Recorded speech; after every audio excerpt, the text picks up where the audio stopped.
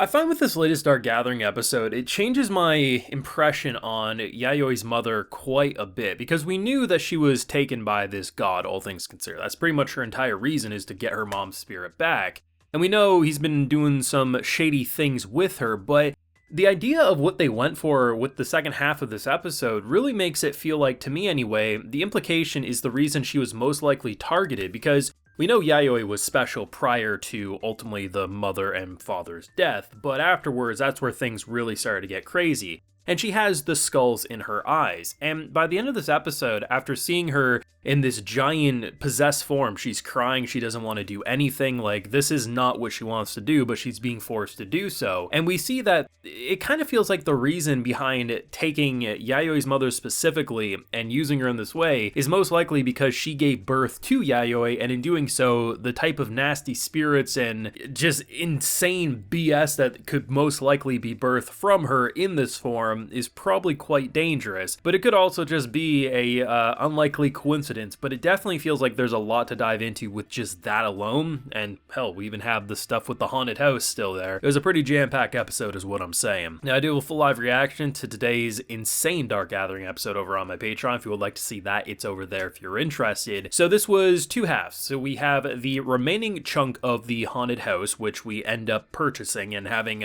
quite the front door decoration, all things considered. And with the second half, it's kind of based around the god stuff, and most importantly, kind of getting Keitaro back up to speed and tucking him in for a good night's rest. And I think what they ended up doing with Yayoi's mother is really interesting, because at first I'm like, wait a second, is that her? And then they end up showing Yayoi looking at a picture of her, and it's like, oh, that absolutely was her. It's the spitting image. And it's interesting because I think the moment they're referring to and they show up when she went on her own, right? So apparently this spirit, the reason she was so confident in doing this herself is that basically it would not harm children. The only thing that was really a threat was kind of like the kids around her. But in terms of this mother-like spirit, it would never harm kids. And I think this is when Keitaro tried to separate himself from the three of them, and then ultimately ended up going to rescue her because, of course, he felt guilty that she was trying to do something for him. But it's really interesting because using the conversation that way and then showing it from, obviously, the spirit's point of view, and just the fact that it can't harm kids. So basically when it's like mama or it says mother, like it pretty much freezes an instinct, and we see the brutality that ends up happening and the transformation going from it looking like Yayoi's mother to then just this, it's weird. It's almost like wholly angelic, but also an abomination all at the same time. It's interesting to see because this god is flying a little too close to the sun, but it seems like so far pretty much is going unchecked, and that is until Yayoi, Keitaro, Eiko can do something, but it's a matter of if they can. But it makes it, I think, watching an episode like this, it makes it all the more tragic because it's like, man, like even if you wanted to give up, like you just have to become a psycho. You have to become a psycho and set your mother free, because look at the abomination that's being made in the sky, right? It's absolutely insane. But it's interesting because they allowed for Eiko and Yayoi to kind of drive this arc themselves as Keitaro was recovering, and we get to see the end of it. And the father, yeah, he deserved hell. He deserved eternal damnation. I think when people think of hell, it's kind of like the idea of like constantly suffering for all of eternity and paying for your sins, never getting the sweet relief of death. And that's basically what he ended up getting. He said that he killed 17 people in terms of like a total number, in terms of everything that happened. He killed his wife, he didn't stop his daughter, the whole incest plotline, and just the fact that ultimately that daughter was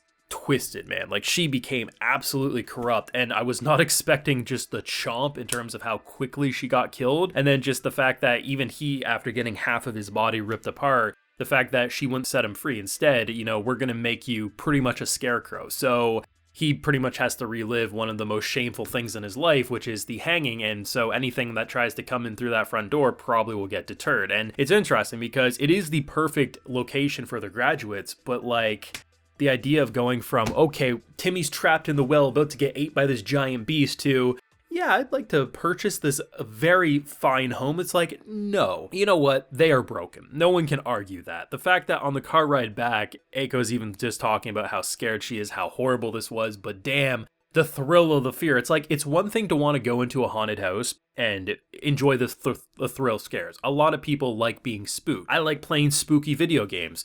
But it's a whole different can of worms when your life is actually physically put in danger to this way. There is wires that have been crossed that should never have been crossed, and she needs therapy. They all need Jesus at this point. Like, I don't know, man. Like, they are so broken, and just a little, yeah, cousins for life, little fist bumps. And I'm like, bro, all I'm saying is I'm thankful you didn't drag my boy into this house, because he would have lost a leg minimum. And he did recover well. He did. I mean, his throat's no longer slit seemingly. He recovered his, malnourished body. He's jogging again, but the fact that he pretty much gets rent-road from 100 girlfriends, just everyone shoving food in his mouth. I'm surprised he didn't get his eye poked with those chopsticks, like how lightning fast they were trying to go down. It's just like the fact that they tried to like every 10 seconds, are you asleep yet? He's like, bro, can you like get the hell out of my room? It's like the boy just needed his relaxation, and pretty much now he's not going to be able to have a good night's sleep because they pretty much put in mind that, hey, tomorrow, pack to work, we're going to go hunt some more spirits. And I've heard some things. I know this previous arc was one of the ones that was hyped up a lot.